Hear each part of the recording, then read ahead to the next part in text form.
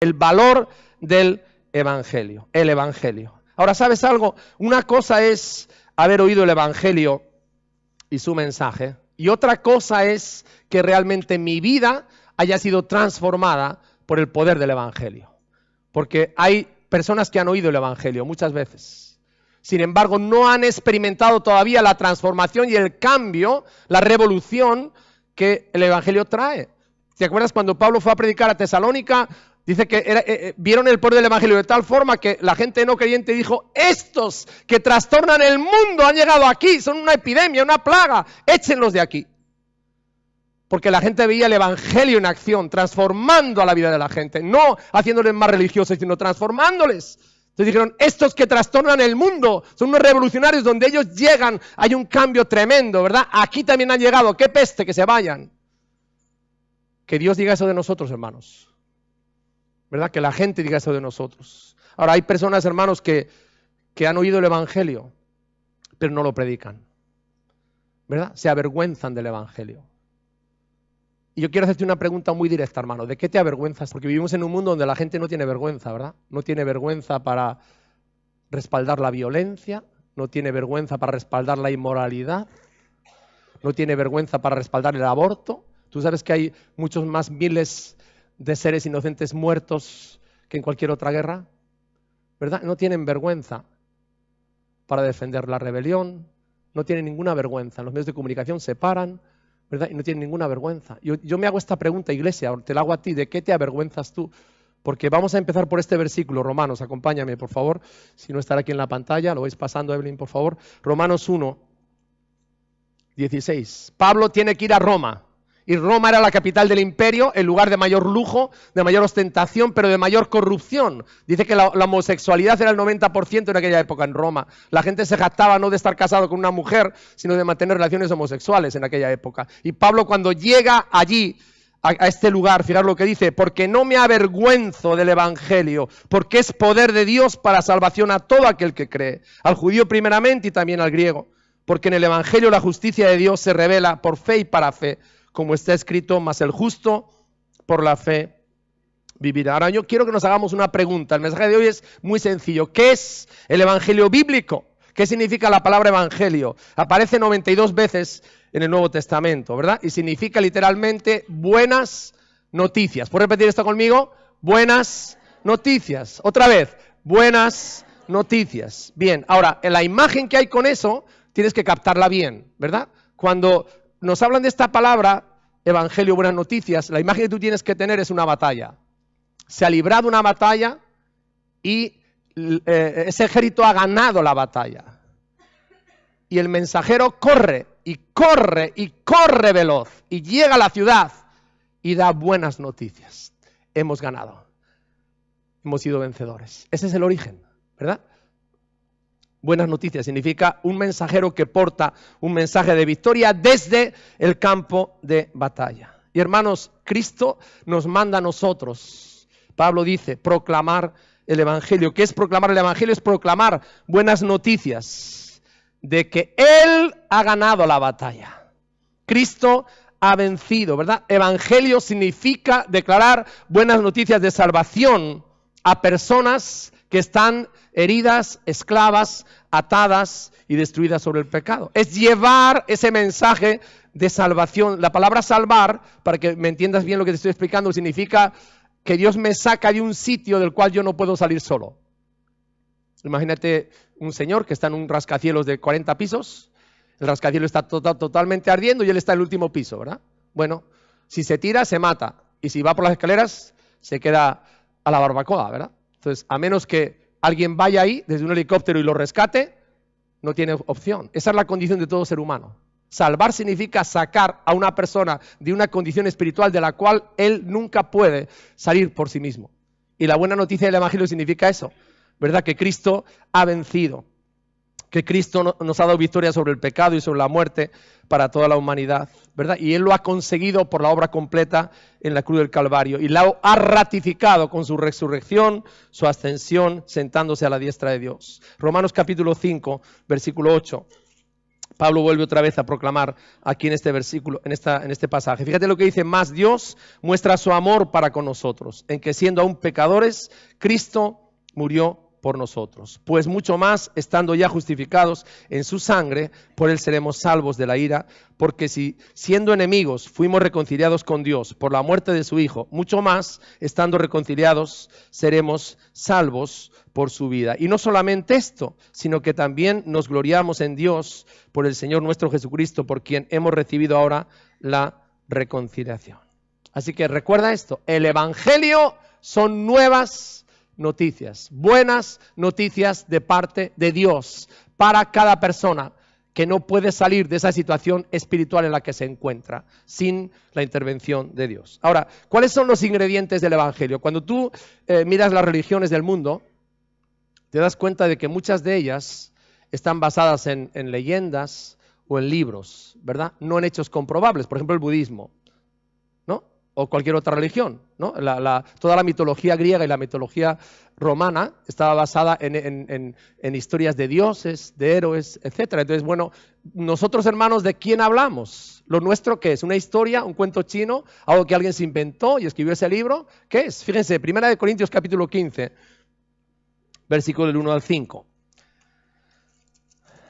Aquí Pablo está hablando cuáles los ingredientes del Evangelio, de qué se compone el Evangelio. Dice: además os declaro, hermanos, el Evangelio que os he predicado, el cual también recibisteis, en el cual también perseveráis, por el cual asimismo, si retenéis la palabra que os he predicado, sois salvos si no creísteis en vano. Porque primeramente os he enseñado lo que asimismo recibí, que Cristo murió por nuestros pecados, conforme a las Escrituras, que fue sepultado y que resucitó al tercer día, conforme a las Escrituras, y que apareció a Cefas y después a los 12. Cuando tú lees el Evangelio de Lucas, lo tienes puesto aquí, Lucas dice, era un médico y un historiador, ¿verdad? Dice: yo voy a tratar de poner por orden las cosas que los testigos presenciales vieron y nos contaron, ¿verdad? Dicen esos 4 versículos. Así que Lucas, el Evangelio de Lucas es poner en orden hechos verídicos y comprobados de testigos presenciales que vivieron esos hechos. Bien, entonces, hermanos, cuando predicamos el Evangelio, no estamos predicando una historia, un cuento chino, algo que se le ocurrió a alguien. Estamos hablando de Cristo Jesús y de hechos comprobables, investigados con diligencia, totalmente verídicos, que transmitieron testigos presenciales de los mismos. ¿Y de qué hablamos, hermanos? Hablamos de que Jesús nació de la Virgen María, primer hecho. Segundo, que Jesús tuvo un ministerio público de predicación y milagros, entrenando a 12 discípulos, hechos comprobables. Tercero, que Jesús murió en la cruz por nuestros pecados. Cuarto, que Jesús fue sepultado. Quinto, que resucitó al tercer día de los muertos y ahora vive. Amén. Y ahora vive. Sexto, que Él ascendió a los cielos. Los testigos presenciales lo vieron, donde Él está sentado a la diestra de Dios. Y último, y esto es parte del Evangelio, Cristo volverá.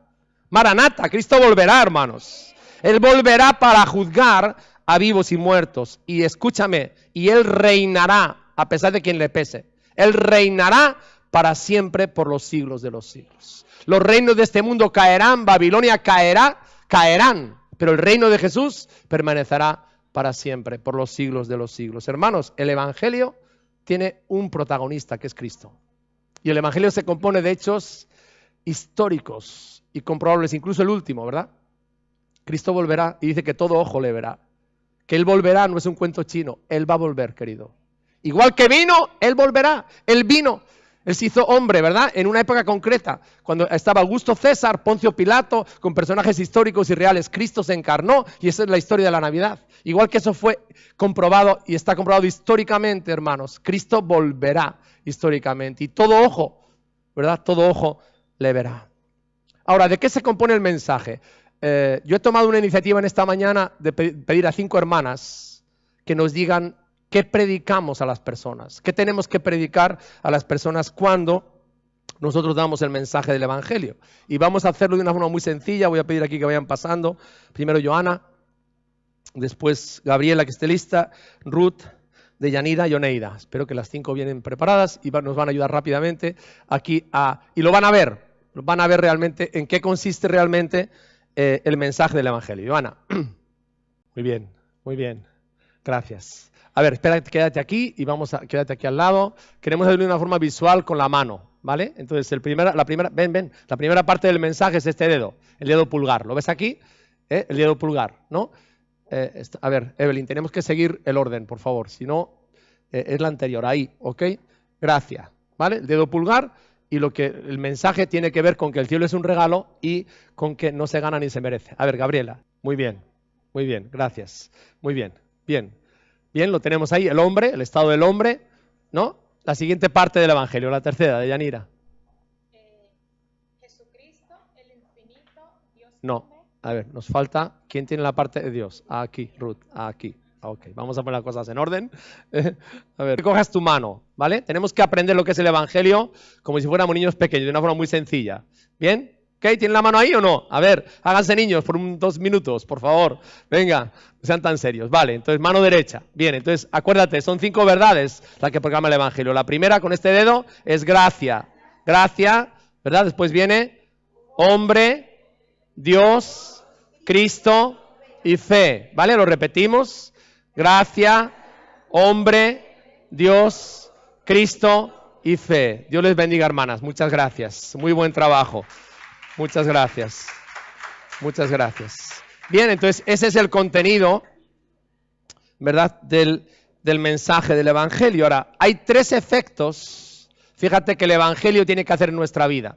Cuando el Evangelio llega a nuestra vida y nosotros de verdad lo creemos y lo abrazamos y no somos religiosos, sino nos hemos convertido de verdad, tiene que haber 3 efectos en nuestra vida, ¿verdad? 3 efectos. Fijaros, en el libro de los Hechos, cuando ellos estaban predicando, Pedro dijo, porque no hay otro nombre bajo el cielo dado a los hombres en quien podamos ser salvos. Y esto puede parecer para alguien una afirmación totalitaria, pero eso es la verdad de Dios, ¿verdad? Ningún santo te puede salvar, ninguna virgen te puede salvar, tu esposo o tu esposa no te pueden salvar, nadie te puede salvar. El único nombre autorizado por Dios para sacar al hombre de la situación espiritual de la cual, recuerda esto, tú no puedes salir por tus buenas obras, ni por tu esfuerzo, es Cristo Jesús. Ahora, Juan lo afirma de otra manera. Y él dice en 1 de Juan, capítulo 5, 11 al 12, ¿no? Este es el testimonio, que Dios nos ha dado vida. Nos ha dado vida. La vida solamente está en Dios. En nuestros pecados estamos en la muerte, ¿no? La vida está en Cristo Jesús, ¿verdad? Vida eterna. Y esta vida está en su Hijo. El que tiene al Hijo tiene la vida, el que no tiene al Hijo no tiene la vida. Alguien piensa que, el otro día decíamos, ¿no? Ven a Dios como si fuera un Papá Noel, bonachón, con la barbita, ¿verdad? Y todo así, gordito, la barriguita, ¿no? Todo bueno, y entonces, bueno, pues Él es un Padre bueno y nadie se va a perder, nadie se va a ir al infierno, nadie... Bueno, Dios no creó el infierno para el hombre, Él lo creó para los ángeles que se rebelaron. Dios creó, acuérdate de lo que hemos dicho, gracia, el cielo es un regalo. Dios te creó a ti para que vivas en el cielo para siempre, pero tú tienes que tomar tu decisión y yo también, si queremos vivir en el cielo para siempre o no queremos vivir en el cielo para siempre. Y la única forma de entrar en el cielo es poniendo nuestra fe en Cristo Jesús. 3 efectos del Evangelio. Primero, la reconciliación. Para que entiendas esta palabra, imagínate un puente, ¿verdad? El hombre es pecador, está separado de Dios, Dios es completamente santo y ahí se crea un abismo, ¿verdad? ¿Qué fue lo que hizo el puente entre el abismo? La cruz de Cristo. Luego, la reconciliación significa que 2 partes que son enemigas se hacen amigos. Cristo nos reconcilió con Dios, restauró nuestra relación con Él por la muerte de Cristo en la cruz. Es el primer efecto, la reconciliación. El segundo efecto es la justificación. Justificar significa cubrir. La justificación es el acto de Dios cubriendo y quitando la culpa y el castigo por mi pecado y declarándome justo. Es decir, Dios me ve y me trata como si yo nunca hubiera pecado. ¿Qué te parece? Él me ve a través de Cristo como si yo nunca hubiera pecado. Hemos dicho antes, si alguno está en Cristo, que es una nueva creación. Las cosas viejas pasaron y ahora...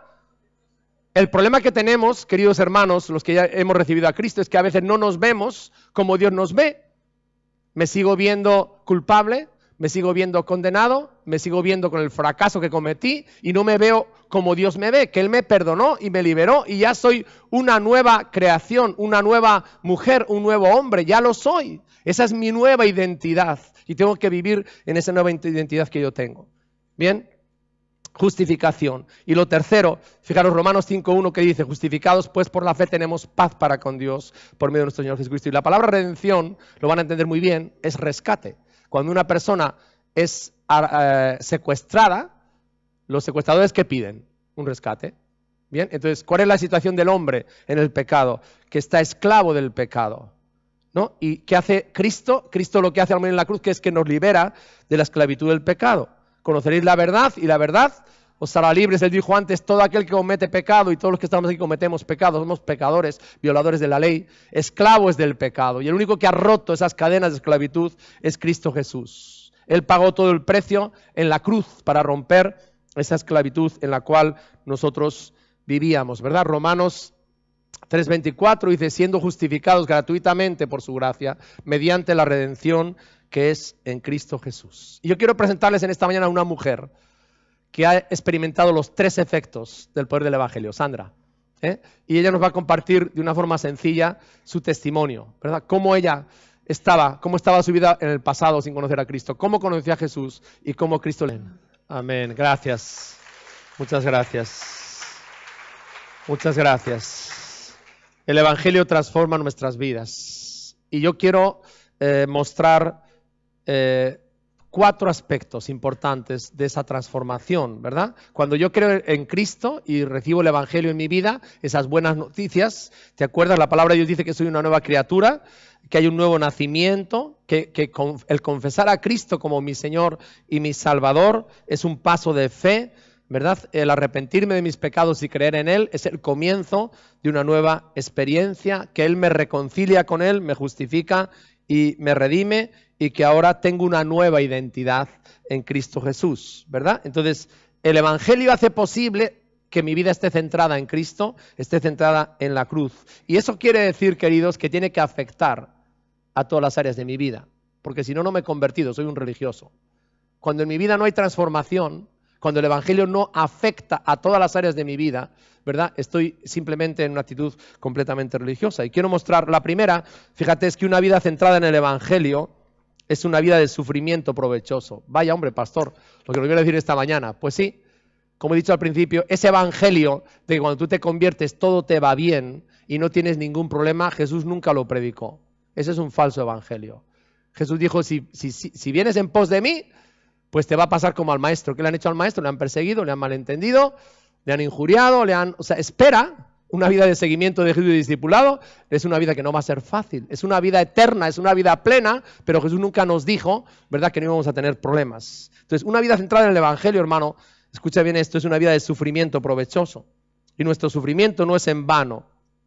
Vamos a pasar por tribulaciones, por pruebas, por dificultades, ¿verdad?, que no son absurdas ni son en vano, ¿no?, sino que es parte del proceso de transformación de Dios. Son sufrimientos redentores que Él va a usar porque están centrados en el Evangelio, ¿verdad? Y yo creo, queridos, que Dios quiere usar todo nuestro dolor y sufrimiento para tratar con nuestra vida. No es en vano en absoluto, ¿verdad? Sino que Él los usa con un propósito, son temporales. Fíjate, Pedro escribiendo a los cristianos que en ese momento estaban pasando por persecución, les dice, al cual resistid firmes en la fe, está hablando del diablo, sabiendo que los mismos padecimientos se van cumpliendo en vuestros hermanos en todo el mundo. Mas el Dios de toda gracia, que nos llamó a su gloria eterna en Jesucristo, después de que hayáis padecido un poco de tiempo, Él mismo os perfeccione, os afirme, os fortalezca y os establezca. Sí, entonces, Pedro, ¿qué está diciendo? Está diciendo, hermanos, que estar en el Evangelio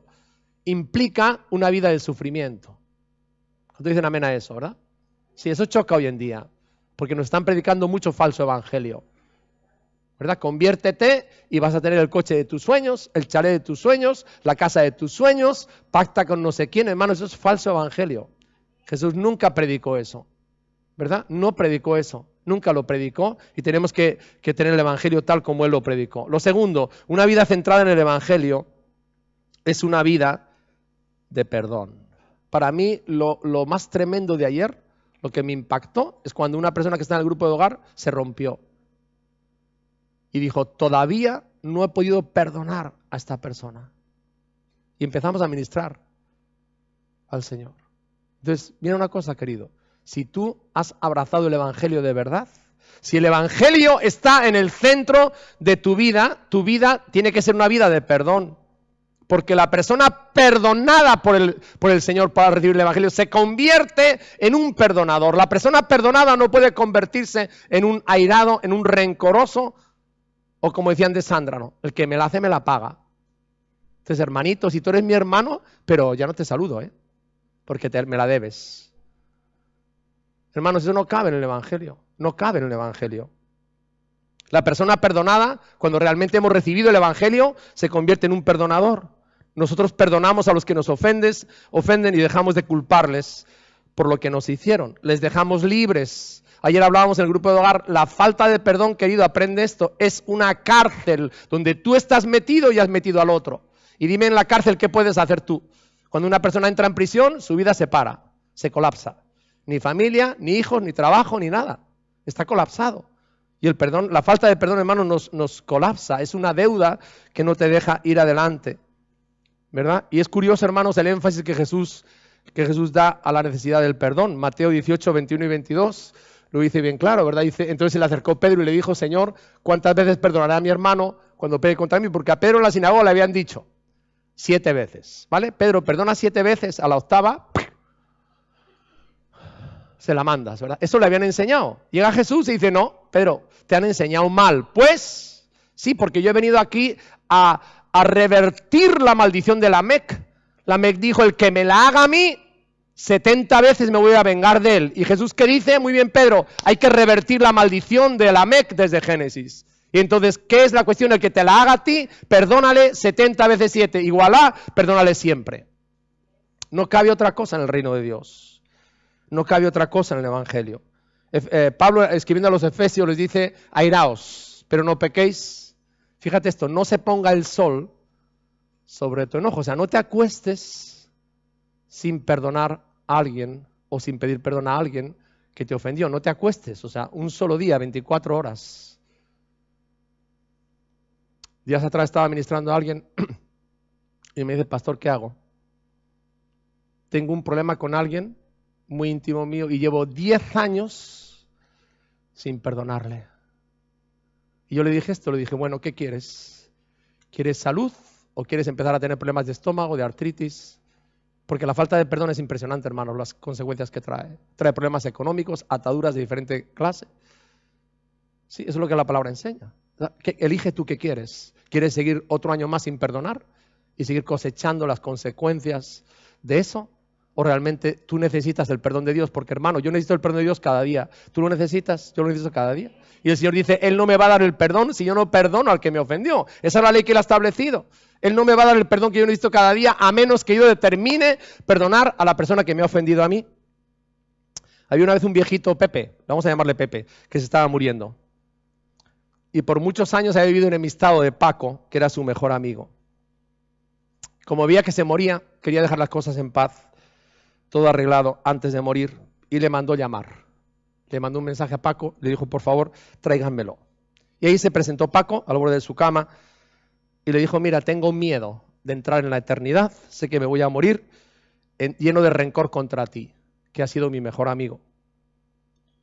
Y haciendo un gran esfuerzo se incorporó sobre la cama, ¿verdad? Y le pidió perdón por todo lo que le había dicho y lo que le había hecho, ¿verdad? Y le dijo, realmente tú me perdonas, Paco, también todas las ofensas. Y bueno, pues parecía que todo estaba arreglado y de repente Paco se dio la vuelta para salir de la habitación y mientras salía, Pepe, sacando toda la voz que le quedaba, le dijo esto: pero recuerda que si me pongo bien, lo que acabo de hacer no vale.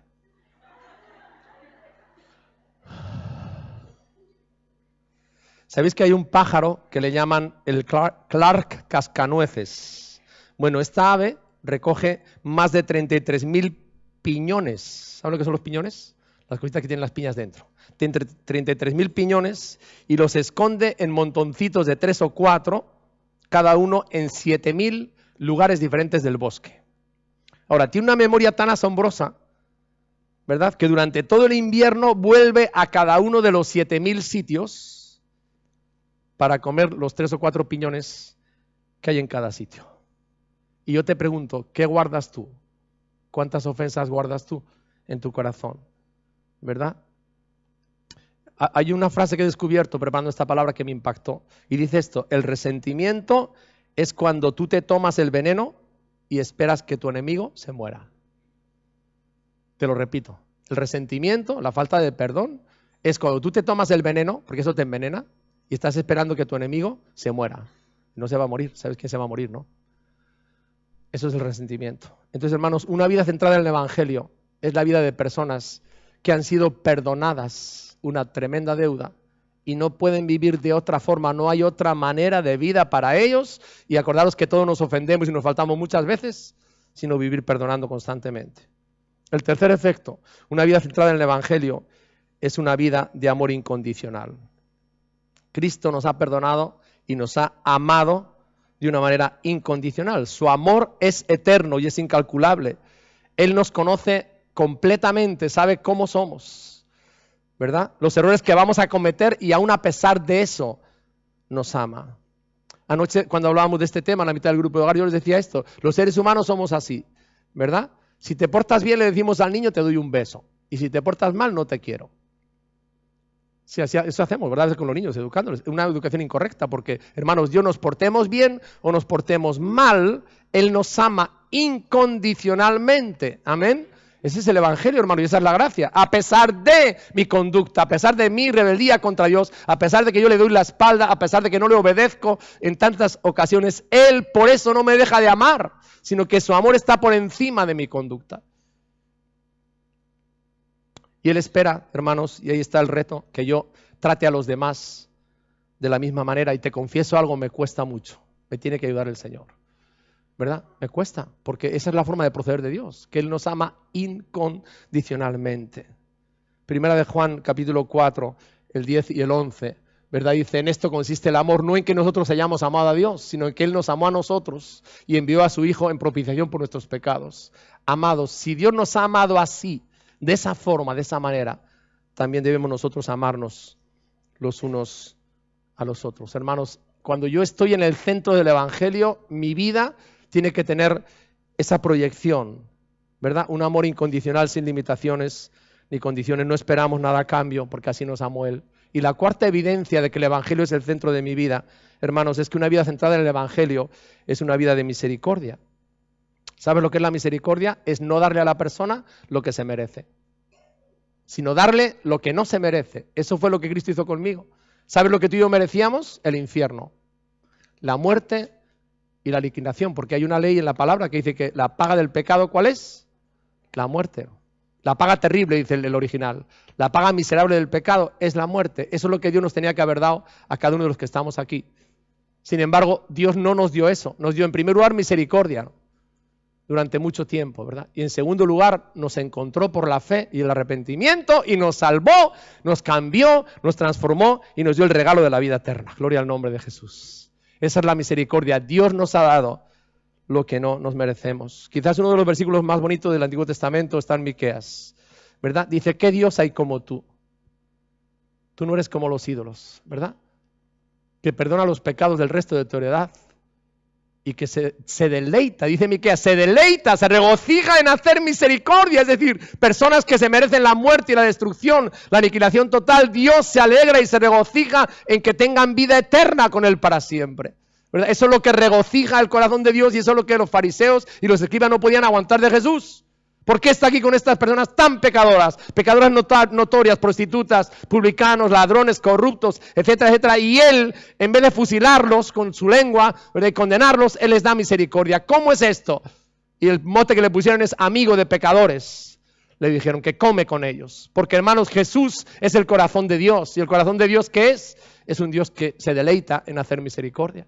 Es más, Miqueas va más lejos todavía y dice: no nos recordará nuestros pecados para siempre, sino que cogerá nuestros pecados y hará algo simbólicamente tremendo, ¿verdad? Los meterá allá en el fondo del mar, donde Dios jamás pueda volver a verlos otra vez. Yo me doy cuenta que a veces nosotros como cristianos, hermanos, no hacemos ni eso tal siquiera. Nos estamos recordando siempre los errores que cometimos, ¿vale? Si Dios no te lo recuerda, ¿por qué te lo recuerdas tú?